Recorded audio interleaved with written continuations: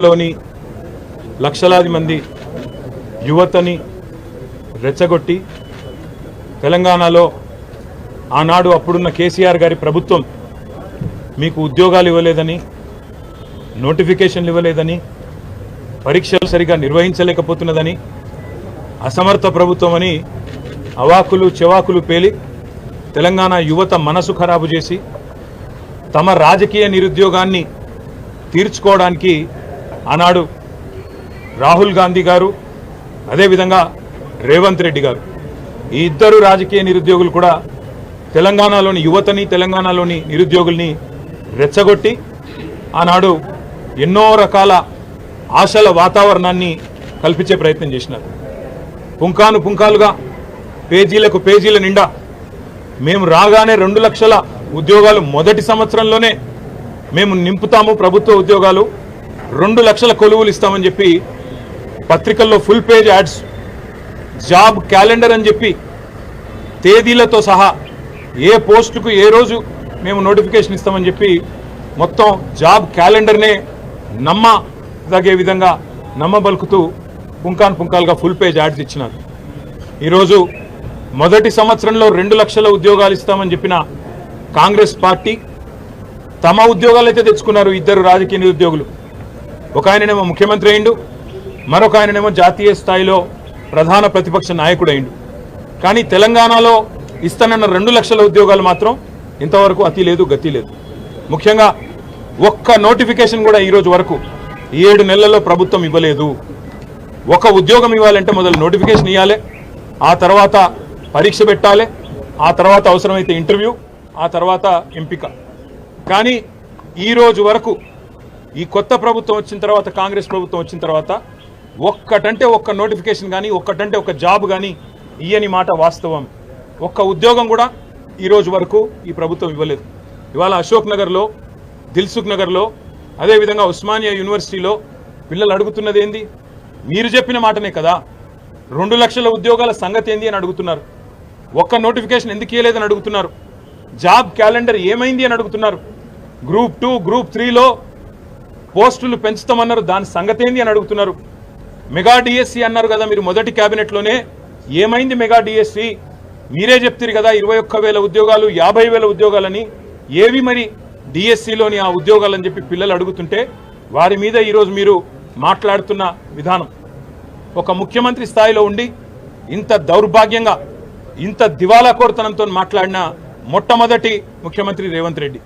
ఎంత నిర్లక్ష్యంగా, నిర్లజ్జగా, అసలు మోతీలాల్ అంటే ఆయనే ఉద్యోగాలే రాస్తలేడు, ఆయన కూడా నిరాహార దీక్ష చేస్తున్నాడని చెప్పి ఇవాళ మోతీలాల్ అనే తమ్ముడిని అవమానించే విధంగా, గ్రూప్స్కు ప్రిపేర్ అవుతున్న తమ్ముడిని అవమానించే విధంగా మాట్లాడడం.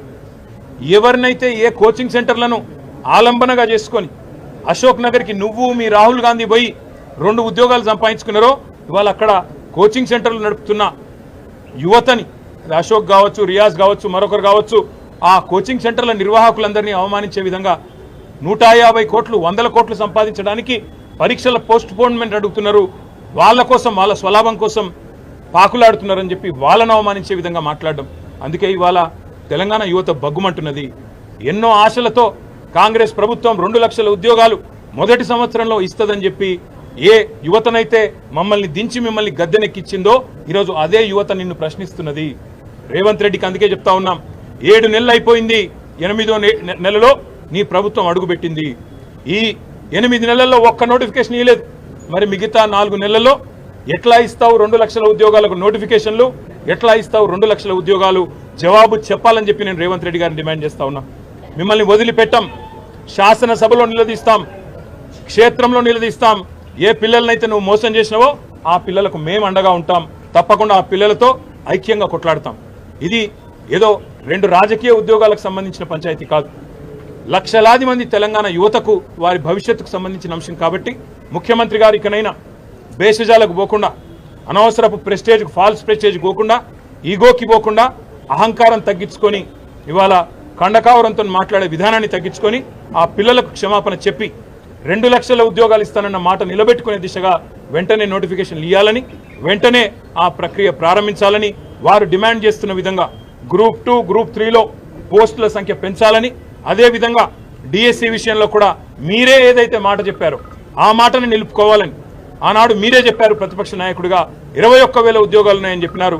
అవి కూడా వెంటనే నోటిఫై చేయాలని, అదేవిధంగా గ్రూప్ 1లో కూడా 1:100 నిష్పత్తిలో పిలవాలని మేం పెట్టిన డిమాండ్ కాదు. మీ పార్టీ తరఫున ఆనాడు బట్టి విక్రమార్క గారు నిండు శాసనసభలో పార్టీ ప్రతినిధిగా చేసిన, ఫ్లోర్ లీడర్గా చేసిన డిమాండ్, దాన్ని కూడా నిలుపుకోవాలని చెప్పి తెలంగాణ యువత తరఫున, తెలంగాణ పిల్లల తరఫున ఈ ప్రభుత్వాన్ని, ముఖ్యంగా రేవంత్ రెడ్డి గారిని, తెలంగాణ యువతకు నిన్న మాట్లాడిన దిక్కుమాలిన మాటలకు క్షమాపణ కూడా చెప్పాలని చెప్పి కూడా డిమాండ్ చేస్తూ సంవత్సరంలో 2 లక్షల ఉద్యోగాలు ఇచ్చే విషయంలో రాబోయే శాసనసభ సమావేశాల్లో కూడా తప్పకుండా చర్చకు పట్టుబడతాం. ప్రభుత్వాన్ని శ్వేతపత్రం ప్రచురించమని డిమాండ్ చేస్తాం. అదేవిధంగా ఒకవేళ వారు కనుక ఒప్పుకోకపోతే తప్పకుండా వాయిదా తీర్మానం ఇచ్చైనా సరే సభను స్తంభింపజేయడానికి కూడా వెనుకాడమని చెప్పి కూడా హెచ్చరిస్తా ఉన్నాం. ఆ రాజకీయ శక్తుల పేర్లు రాహుల్ గాంధీ, రేవంత్ రెడ్డి. అక్టోబర్, నవంబర్లో ఇప్పుడు రేవంత్ రెడ్డి మాట్లాడుతున్నాడు, బక్కా జడ్సన్ గారు దీక్ష చేస్తే ఏ ఉద్యోగ కోసం ఆయన దీక్ష చేస్తున్నాడు అన్నాడు. మరి గాంధీ భవన్లో 2023 సంవత్సరంలో రేవంత్ రెడ్డి గారు కూడా దీక్ష చేసిండు. ఏ ఉద్యోగం కోసం దీక్ష చేసిండు? ఏ పరీక్ష రాస్తున్నాడు రేవంత్ రెడ్డి అని చెప్పి దీక్ష చేసిండు? ఏ పరీక్ష రాస్తున్నాడు అని చెప్పి మరి ఈరోజు రాహుల్ గాంధీ అశోక్ నగర్కి వచ్చిండు. ఇవాళ అశోక్ నగర్లో ఉండే సన్నాసులని మాట్లాడుతున్నాడు. మరి మీ రాహుల్ గాంధీ గారు అశోక్ నగర్కి వచ్చినారు, నువ్వు వచ్చినావు అశోక్ నగర్కి, మీ నాయకులందరూ ఆ కోచింగ్ సెంటర్లో చుట్టే తిరిగినారు, మధు యాష్కి గారు, ఇతరులు. ఎవరు సన్నాసులు, ఎవరి గురించి మాట్లాడుతున్నావో ఆలోచించుకొని మాట్లాడితే బాగుంటుంది. ఇది ఇప్పుడు 4.5 ఏళ్ళు ఏ ఎలక్షన్ కూడా లేవు. ఈ 4.5 ఏళ్ళు ఎలక్షన్లు లేనప్పుడు మాకేమి రాజకీయ ప్రేరితమైన ఉద్యమాలు కానీ వాళ్ళని రెచ్చగొట్టాల్సిన అవసరం కానీ లేదు. మీరిచ్చిన మాట మీరు నిలుపుకుంటలేరు కాబట్టే ఇవాళ పిల్లలు రోడ్డు ఎక్కుతున్నారు. అర్ధరాత్రి నిన్న 4 దాకా పిల్లలు అశోక్ నగర్లో, దిల్సుఖ్ నగర్లో ఆందోళన చేసిన మాట వాస్తవం కాదా? ఉస్మానియాలో వాళ్ళని వాళ్ళ గొడ్లను ఈడ్చుకపోతూ ఇవాళ అరెస్టులు చేస్తున్న మాట వాస్తవం కాదా? 6 నెలల లోపలనే ప్రజాపాలన అంటే ఎమర్జెన్సీని తలపించే విధంగా ఇవాళ పిల్లలు బాధపడుతున్న మాట వాస్తవం కాదా? వాటికి సమాధానం చెప్పే సత్తా లేక ఇవాళ నోటికొచ్చినట్టు వాగడం కాదు ముఖ్యమంత్రి గారు. ఇంకా ప్రతిపక్షంలో ఉన్నట్టుగానే మాట్లాడుతున్నాడు రేవంత్ రెడ్డి. ఒక ముఖ్యమంత్రిగా గౌరవంగా తెలంగాణ పిల్లల గురించి మాట్లాడితే ఆయనకు మంచిది, అందరికీ మంచిది, రాష్ట్రానికి. సరే, రేవంత్ రెడ్డి గారి గురించి ఎంత తక్కువ మాడితే అంత మంచిది. మేము అనేది ఏమంటే రేవంత్ రెడ్డికి సత్తా ఉంటే, నీ ప్రభుత్వానికి నిజాయితీ ఉంటే, చిత్తశుద్ధి ఉంటే, నువ్వు అంటావు కదా మాట్లాడితే శ్వేతపత్రం అని, ప్రచురించి శ్వేతపత్రం. ఎన్ని నోటిఫికేషన్లు ఇచ్చినావు తెలంగాణ వచ్చినాక? ఎన్ని ఉద్యోగాలు భర్తీ చేసినావు? నువ్వు చెప్పిన 2 లక్షల ఉద్యోగాలు, నువ్వు చెప్పిన జాబ్ క్యాలెండర్లో ఎన్ని మాటలు నిలబెట్టుకున్నావు? స్పష్టంగా ఒక శ్వేతపత్రం ప్రచురించి మీరు చెప్పాలని చెప్పి నేను డిమాండ్ చేస్తాను. Thank you.